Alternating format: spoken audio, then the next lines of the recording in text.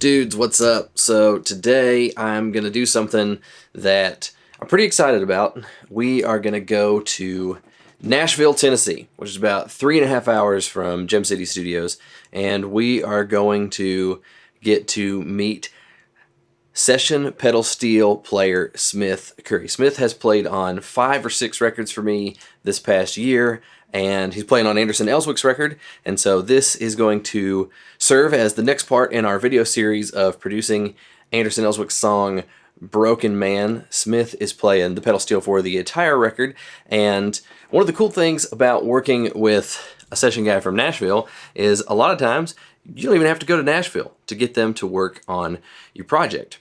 I can send Smith an instrumental and a vocal track, bounce of the song. He pulls it into his studio, he sets up his pedal steel rig from his home studio, and he flies me the tracks back to my studio. I put them in, I'll get a couple of takes from him, comp them together into exactly what I want, and it sounds amazing because Smith is an expert, he's a pro pedal steel player, played on a ton of big records, and it sounds great when he plays on my records, which is why I continue to hire him over and over again. So we're going to jump in the car, we're going to head to Nashville, and we're going to go and hang out with Smith and see what it's like to work in his studio.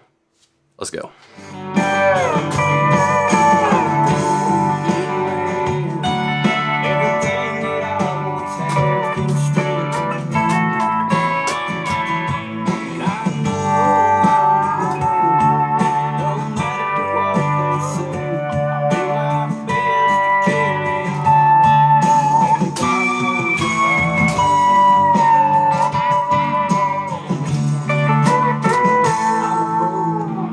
Made it to Nashville and sitting here with the legendary Smith Curry in his home studio, and we're talking about record making and what it's like to make records in Nashville. Of course, we're picking up and talking about Anderson's record. You've been working on some of those tracks and sending them to me. What I want to do is focus on you and talk about what it's like, how you got started in Nashville, what it's like playing on records, what it's like doing stuff in your home. You're a session pedal steel player, you're a producer, you've got the slam sessions that we were talking about, you're like a super busy dude, so I just want to get like the whole scoop and learn from you about what it's like to make good sounding records and stay busy in this business. I have a couple good preamps over here, a 312 API 312 clone from Warm Audio and a 1073 clone from Vintech.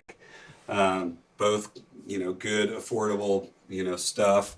And then Warm Audio helps me out. They're great company with like this 1073 is amazing. The LA2A, their version of that is just been mind-blowing for me. I always record my steel through it now. Even if I'm not compressing much with it, just going through those 4 tubes and stuff really smooths out the top end in a cool way. In the vocal room, you can see there I have their U47. That's the U47 through that LA2A that they make. They call it a WA2A, warm WA. It's just a killer signal chain for just, it's a $10,000 signal chain that you can get for basically a tenth of that. Then I have, this big pedal board here, gotta love modern sounds, and, it's kind of a necessity recording in Nashville these days. Just getting a lot of cool different sounds. The HX Effects is a cool one. You got a lot of cool stuff here. This guy, Derek Baird, makes this volume pedal that also goes side to side for expression stuff. So I have that doing a lot of changes in my HX Effects over here. It's really been a game changer for me. Robert Keeley's been a good friend, and he makes fantastic pedals, and the guys at MXR and Dunlop have been great to me over the years, as well as Analog Man and a couple other guys helped me out with stuff. So that's killer. So when did you come to Nashville? 25 years ago, last June. Yeah, so it's been a while. Okay. Yeah, and Nashville's amazing. It's growing like crazy. The traffic's getting bad. There's some other, parking downtown's super expensive now. Yeah. But man, it's the place to be. It's, it's a really, everyone's here now, just about in those, LA and New York, half those guys are about to move because there's just so much going on. I don't think anywhere else, you have full bands tracking live every morning all over town at 10 a.m., on the Union Card, making killer music.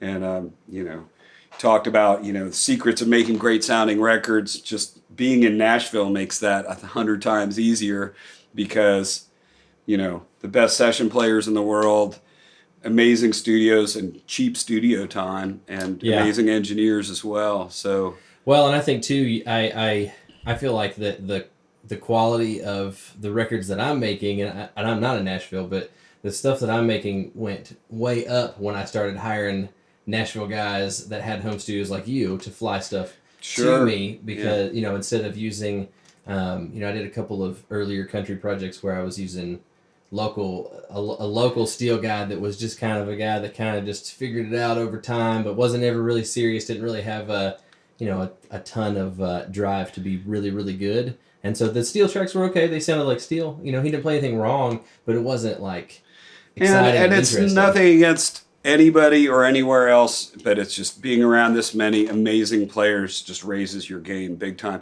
And being that busy, I've been playing on give or take 1,000 songs a year for the last 10 years. So, you're bound to get good at it, Yeah.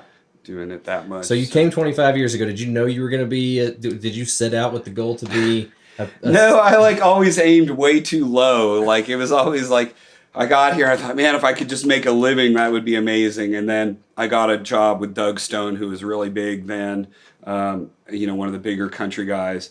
And then I was like, man, but that would be cool if I could play in a rock band. And then I toured with Kid Rock for a while. And I thought, man, if I could just, play on a song that was like a big hit, that would be amazing. And so, that's kind of happened more than, at least a few times for me.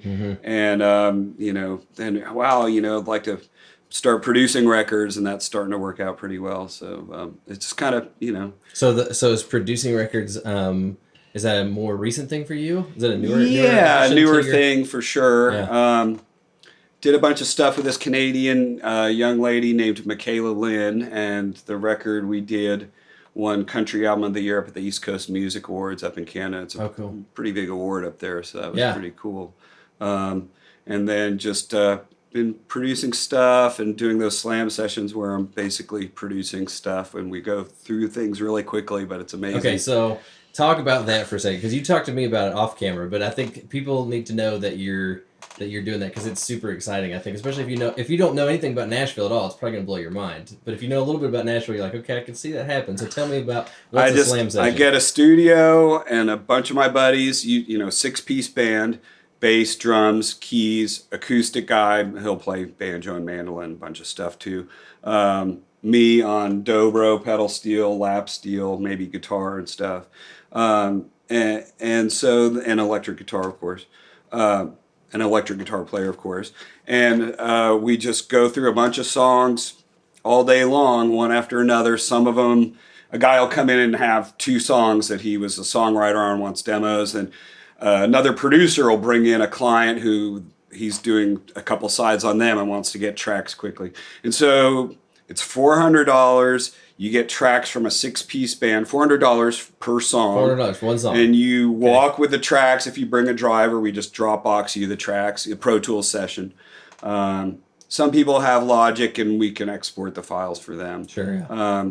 But yeah, we just go through some of it's mail order stuff. People just send me a work tape, and we just knock it. They say, I want it to sound like Chris Stapleton, and we just knock it out. And it's amazing. I mean, for how quickly we do these things, they sound like records. People are using them for their singles, for their EPs. So it's been really fun. I think we're on track to do, we did about 200 songs last year, and we're about to do maybe closer to 250 this year.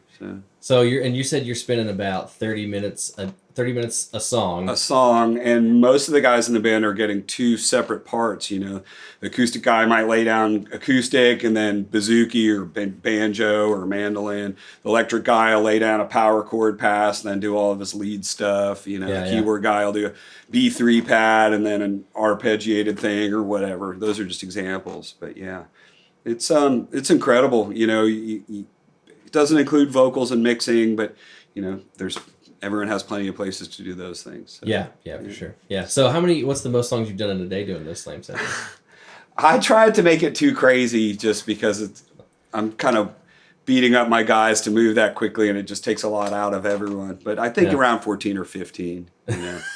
that's As a player, as a session player, I did 24 in a day for somebody a couple of years ago, and they were a lot of it was really hard, weird songs that didn't make a lot of musical sense, like written by people that hadn't written a lot of songs before. And those are more tiring songs to play rather than well-written songs. So I was pretty beat up at the end of that. Yeah, that can be a little bit frustrating. You're probably wearing your finger picks down to nubs. 24 songs in a day, right? So.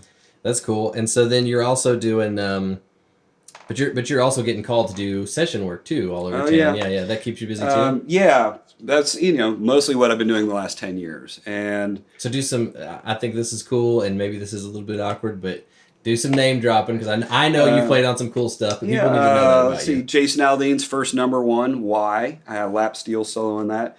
His next song was Amarillo Sky and went to, I think, number 4, and I had a pretty cool pedal steel solo on that one. Played on stuff for Taylor Swift, for Willie Nelson. Well, this was really cool. It was a Roger Miller tribute record, and the first song I played on was Last Word on Lonesome Is Me with Dolly Parton and Alison Krauss. And then we did Can't Roller Skate in a Buffalo Herd, which was like 10 old Opry stars, all like huge older dudes. And then the last song, it was Willie Merle and Chris Christopherson. And I was driving home thinking, I could be hit by a bus right now and I'd be cool with it, Yeah. So that was a good day. You just never know. Like randomly the other day, 2 weeks ago, I got a call, hey, can you come in and play on this thing? And I went in and the studio manager was like, yeah, it's this thing that Pharrell Williams is producing, And so I was like, well, that's pretty cool. And so I laid down some dobro and steel and, it's just a total surprise thing out of nowhere. So you never know what's going to happen.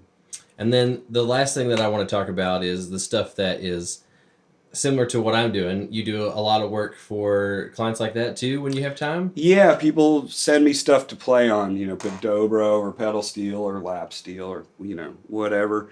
And that's kind of what this home studio first started out doing, was just overdubbing. And then, of course, now I'm mixing and doing smaller projects out of here. And the big projects I do, there are tons of great rooms around town for full band stuff. Yeah. But yeah, I mean, I couldn't even begin to estimate the number of tracks I've played on out of here, well over 1,000, probably a couple thousand. Wow. Over the last 12 years, maybe. Yeah. So to kind of wrap us up, do you have any somebody that's either looking to get into being a session player or maybe also, I think these days the lines feel a little blurred. It seems like there's less of a dividing line between this guy does this one thing, like it there was. There is. 15 years ago in Nashville, you were a road guy or you were a session guy. Yeah. And now that's changed a fair amount, which I think is a good thing.